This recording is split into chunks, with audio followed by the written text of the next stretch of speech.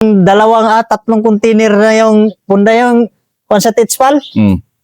Pinaputukan ng kuan, tatlong container, hindi natibag. hindi natibag. Ang tibay talaga. Yan, yung mga kuan. Yung mga gasolina, gano'n. Sige nga, i-itemize mo nga. Isa-isahin nga natin anong dala-dala. Anong pinabuhat nyo kina Dato Lando? Pinadala namin, bigas, yung mga daming container na bomba, daming container na gasolina, gano'n. Yung mga supply, mga kuan, bakit ilang araw nyo kuan yun? Na operation na plano yon? Na balikan? Pag patungo doon? Hindi, yung hanggang matapos, ilang araw yung tansya nyo doon? Patungo pa. Mula gikan sa Panta. Sa Panta hanggang doon, tapos balik. 15 days ata yun 15 days yung ano? Kaya 10 days yung kuha namin, patungong dry run point na mo sa Katikuyan, 5 days na naman, binigay namin, may allowance na 3 araw para yung survey sa daanan para kuha ng sakyanan, yung sasakyan, yung mga dump truck. Ganon. 15 days yung kuha namin. Yung balikan. Pagka 15 days, na yung actual na yan. Pagbalik, hindi pa. 15 days pa yung hanggang matapos yung tapos iba pa yung hindi yung nabigla yung mga supply. Dami kasi. Kuan ata yung 100 ba naman kayo? 100 ata ka container nga bomba yan. 100. Kasi kuan yan tatlong kumpanya. Ganun ba? Ang PGMC, sama-sama yun lahat Di yan, PGMC. Grabe, ganun pala yan. Ganun kalaki yung preparasyon doon. Galing PGMC, ganon, Titspal, saka taganito. Pinagsabay-sabay nyo pala, hindi lang taganito. Sabay yan. Hindi, sabay. Sabay yan nandun na dulo sa Yanggabon, may tulay. Sabay na kay sabay yan lahat. Daming tropa, persa namin ginagamit. Ang 21, 30 at saka 16. Ganon ang namin. Sige, tuloy natin. Yung mismo operation na yun kasi gusto kong pakinggan din. Kasi international news ito Nahatid na doon ng mga kami. Papasok na rin doon sa bundok ng Katikuyan. Doon pinapainal namin yung planning, preparasyon. Ganon. Pag na-final na yun, dry run namin. Ganon. 2 araw ata yung dry run namin. Paano ang dry run nyo? Yung sa actual talaga. Magsakay ng dump truck. Kasi yung namin, dump truck talaga. Kasi hindi makikita. Hindi makita. Yung papakay, hindi makikita. Ay, kinikonsidera namin may RMG doon sa Kapangdan. Na ilan lang daanan namin, dito lang at saka doon. Dito ang kampo ng RMG, doon lang dadaan yung dump truck na may... Maaari makita yon na kaya yung dump truck talaga namin pagdating sa baba, may iba naman namang sasakyan. Para may reserve ng masisip. Lalo na yung kulang na yung isang mahirap din sa inyo yung pag-exit talaga rin 'Di ba kung habang iniisip ko, habang nagkukwento ka. Walang sa amin lang, sa totoo lang, walang problema sa amin ang pag-exit. Ganun? Ang problema namin ang pag-approach. Pag mabisto, wala talaga operasyon. Walang problema exit. Kaya mayroon na talaga kaming mga blocking. Kaya galing ng Butuan, doon sa Little Baguio na trap, yung si regional director ng police, hindi nakatuloy dito sa kuan. Dahil sa blocking nyo? Dahil sa blocking. Ang dito 30 IB, nakabakbakan doon natrap sila doon sa may minteryo sa Clabir. Pangalawa, doon na trap nila sa may Piago.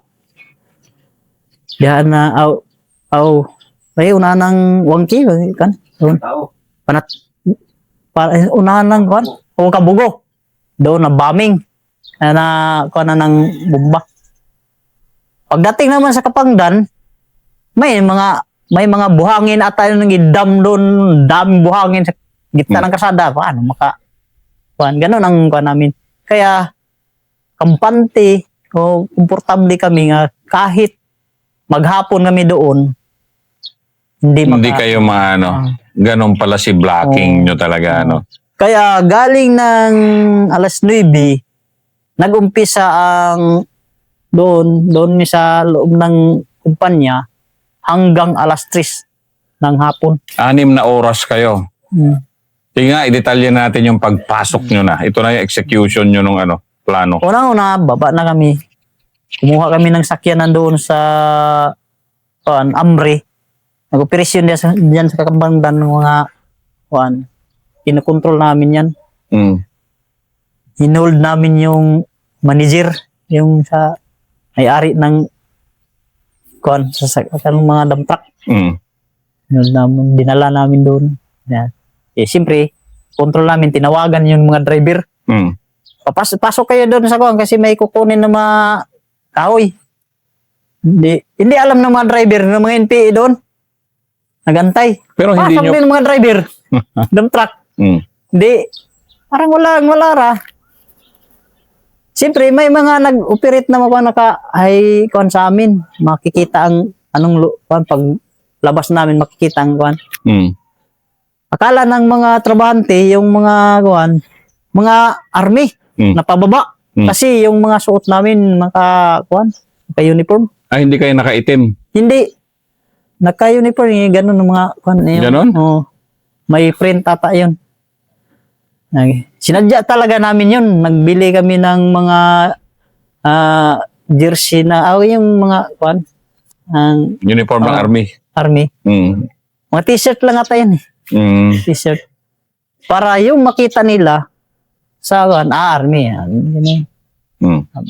Sakay may dump truck, sakay bababa. Siyempre, ang tactics kasi namin, yung umatake sa PGMC, 2 dump truck, sila mauna, labas. Tapos, ang susunod kami, yung van. Van nga sinakyan namin.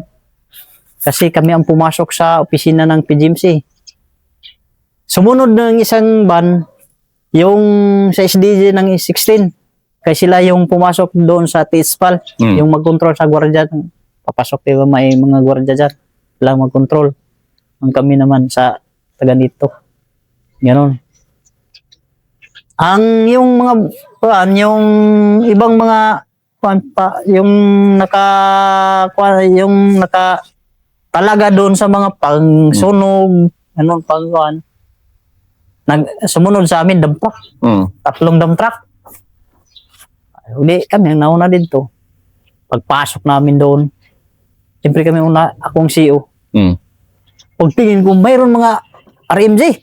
Sa loob, 5 RMG.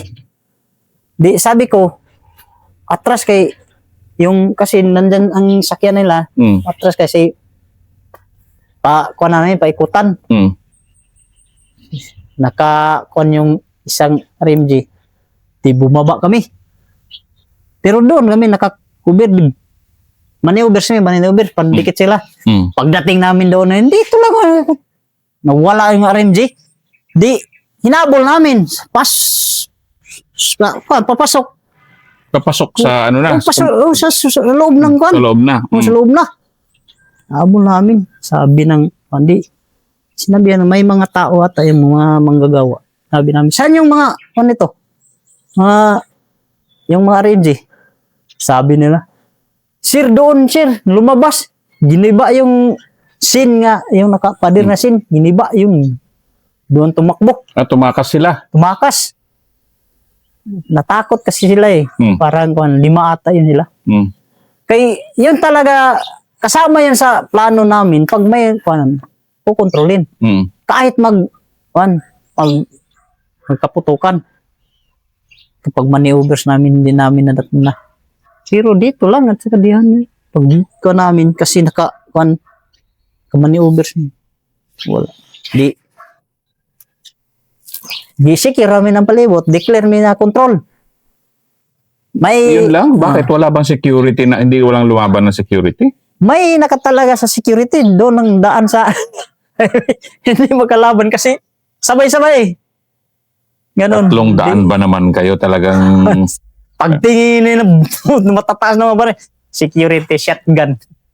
Hands up. Yung security nga nandyan sa itaas, nang nakahangir ako, nakataas na walang lumalapit na nakataas. Yung shotgun. Tinutungan na nagkasama, nakataas. Layo. Dito na, tsaka dito na, naka-ground lang. Mga blue guards. Blue guard. Pagtingi lang mga. Di, sigawan ka naman. Huwag na naman. Ngayon, sabi ko na, kaya layo. Pwede siya tumakbo. Hindi naman tumakbo. Di, control. Wala nang ko. Ganon. Control namin ang kuan. Yung mga operation lang kami, CEO at sa kuan. Alam, sila ang talaga sa yung mga opisyal. Kaya hinawakan nila. Sa amin, kasi ang cover na mo ang QRF, kasi separate ata yung QRF doon sa istansya ata, galing sa opisina ng layo. Dinala namin yung chip. Doon ang QRF di lumaban? Tumakbo ata yun eh. Di, alam na nila na dala namin yung IP nila. Tumakbo. Yung iba na yung mga bandolir na naiwan na ilang bunkers. May naiwan ng mga baril. 14. May naiwan na mga bandolir sa 16. Sabi ng security kay QRF yung mga at saka may security din. Hindi. Baba ko. Yung security yata, parang lumalaban yung isa. Hindi. May megapon ata. Sabi ko, huwag ka nang lalaban, mamatay ka lang. Pili ka, mabubuhay o mamamatay. Hindi po, parang matapang talaga. Kumahan ko. Hindi. Warning shot. Ano? Bitaw. Pero nandiyan yung hippie. Dala namin. Yung sasakyan nila, sinakyan namin. Sabi sabihin mo na lang eh. Binigay ko yung megapon. Pagsabihan mo yung, baka mamatay na lahat. Hindi. Yan. Si megapon. Huwag kayong lalaban. Dito. Hindi. Siyang. Hindi. Tayo lang kayo dyan. Yung mga baril nyo, bitawan nyo. Parating doon. Shirt namin, gano'n. May baril, may imported na iwan, mga bandolir na yun, at saka may mga gano'n ang nangyari doon. Kaya yung pagsunog na mismo, paano naman yun? Nag-declare pag sunog, clear na lahat. Wala nang security, na namin, control ng security, at saka mga QRF, saka nag-declare nag-declare ata ng sunog mga bandang alas 9 ng umpisa na mga bandang alas 10 na. Isang oras na kinontrol. Doon na dahil nag-declare kay ang sunog na dahil niya. Tapos instalan ng mga bomba sa mga doon sa barge. Ang sa barge, kung ata yung kabomba na 28. Ginamit doon. Pero hindi yan na gamit lahat. 5 lang, 7 lang ata. Yung na Yung lumubog nga. Ganyan. 5 ata ka containering nilagay sa ilalim. Kaya pati palo lumipad. Ganon kalakas. Ganon ang nangyari yun. Kaya patuloy yung mga pagsunog, pang shirts, pang kuan. Yung hindi nakakilos yung RMG, yun sa kuan kasi may pin down kasi sniper eh. Hindi nakalabas yung mga RMG. Yung sniper nyo, Ang sniper namin, yung distansya mga kuan ata yun, mga 150 meters. Yung sniper namin. Kahit kumilos yung kuan, makita sa sniper namin. Kumilos yung mga RMG doon sa kuan nila, kampo. Kasi makita yun, may scope talaga. May observer. Pag sabi ng observer, gano'n na ang bintana, nandyan sa pinto, nandyan sa bintana. Paputukan niya ng kuan. Kaya walang mga RMG tumayo. Kasi yung pintuan, tamaan, yung kuan, jealousy, tamaan, nabasag yung mga salamin. Ganon ang, pero hindi alam nila saan nakaposisyon yung sniper. Ganon. Magagaling din ba sniper nyo? Oh, Talagang kuan din. Training ata yan. Talagang kuan din. Training Pero yan sila, grabe. saka kahit ako ng training ko nung si sniper. Ganun ba? 1 month training namin si sniper.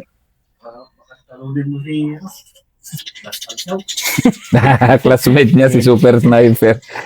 Hindi. Kaya lang sa akin, wala yung nagturo lang ako. Hindi na kuwan ko yung kuwan ko kasi CO ko eh. Si okay. Hindi mo magamit yun basta-basta. Hindi mo magamit. Wala. Sabi lang ko, kuwan na lang ko, mag-sniper na lang ko. Kahit doon sa syudad. Operasyon. Suji. Snipe. O sino yung mga kuwan. Pero hindi pa naman kayo gumagamit ng sniper sa syudad, di ba? Dito. Wala pa. Di, may plano. Kaya lang, yung mga personnel, gano'n ang kuwan. Sa akin, sabi ni Oris, pasado ko sa requisita. Ma-operate ng syudad yan. Kasi yung sa disiplina kasi, gano'n. Yun ang importante talaga sa inyo, ano? Pero ano mo nga, kasi talagang napakalaking, hindi, kwento mo muna hanggang pag-atras nyo, and then mamaya pag-usapan natin ano yung epekto ng, laking ano nyo yun, laking... Pagkatapos yan, control. No. Siyempre sa amin, sa security, sa akin, CEO ko ng RSJG, cover na mo na saan ni mag-pando, no? Yung mga kasamahan ni Bob, patuloy yung magsunog, ganun. Kami doon lang kami sa kalsada. Ganun. Sakay ng sasakyan, tikon, dulo, ganun. Baba naman, ganun lang trabaho namin. Kaya tapos na yung trabaho namin. Tapos yung trabaho. Kumbaga kayo yung pinaka-birador talaga na ano eh. Kaya ang kuan namin kung saan ang baka may makalapit, kami yung quick reaction talaga. Yan. Sa mga baka may dito nagdaan sa dagat. Kami yun. Kayo yung ano. Marap. So hindi rin kayo lumayo. Hindi. Ano lang kayo, nag-consolidate lang. Oo. Ready to pag sabi niya, puntahan niyo yan kasi may paparating na yan. Ganon ang trabaho namin. Kasi may sakyanan kami. Sakyanan sa taga dito. May driver naman kami. Ganon ang yung doon sa may tulay sa kasi yung 5 lang ata yun eh.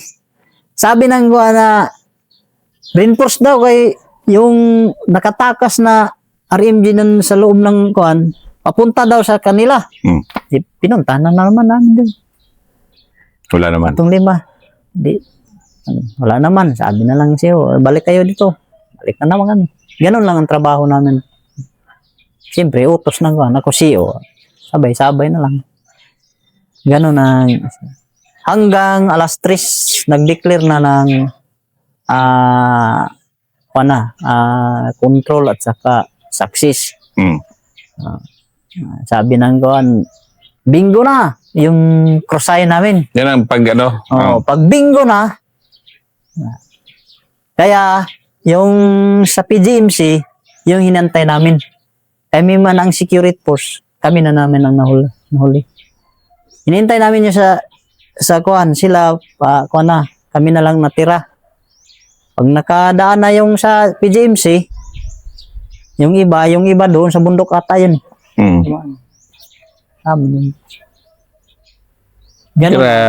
Grabe siguro pagbubunyi nyo no, nung matapos yun. Ha?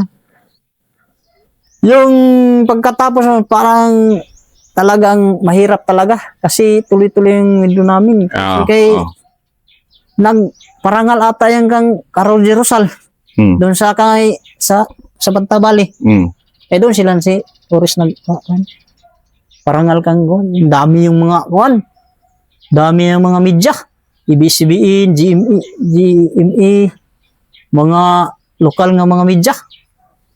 Sa Panta? 47 ata ka mga media. Ganon? Oh, makyat doon sa Panta.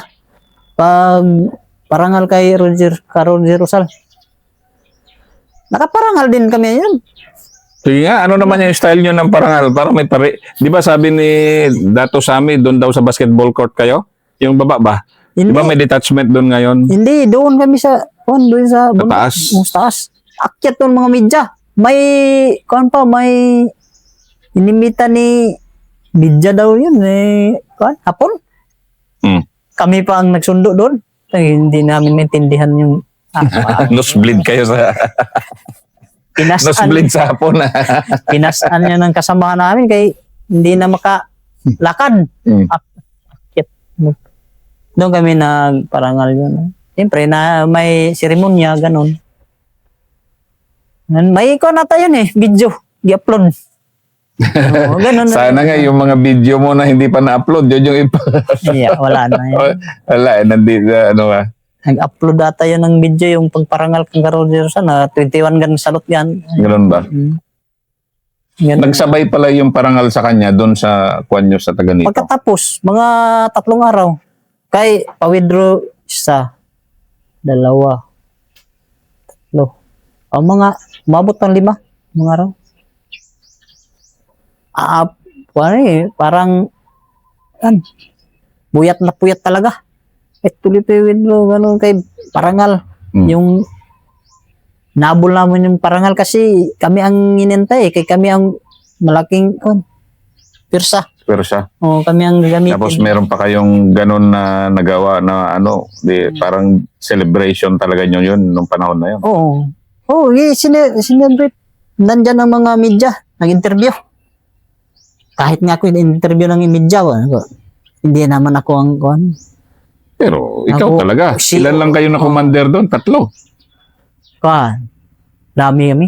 Operational command. Sa operational kami, 12 ata. Kaysa PGMC, ang doon, 2. Mm. 3 lang. 3 silang operational command. Ang dito sa 16, ata sila 4, Mm. 6. Ang sa amin 2, 4, 6, 10. Plus yan sa mga staff namin. Nasali din sa personal kami. Diyan naputol yung kamay mo? Hindi pa. Hindi, yung sa Sudicor. Mamaya. Okay, so ito ang taga nito. At dito, mga kwento ito for history. Para, kaibigan na namin si Kalukas. Pero sabi nga ng mga na-interview kong mga opisyal dito sa 30IB, si Kalukas daw ang pinakamatibay at pinakamatagal na kalaban nila dito noon.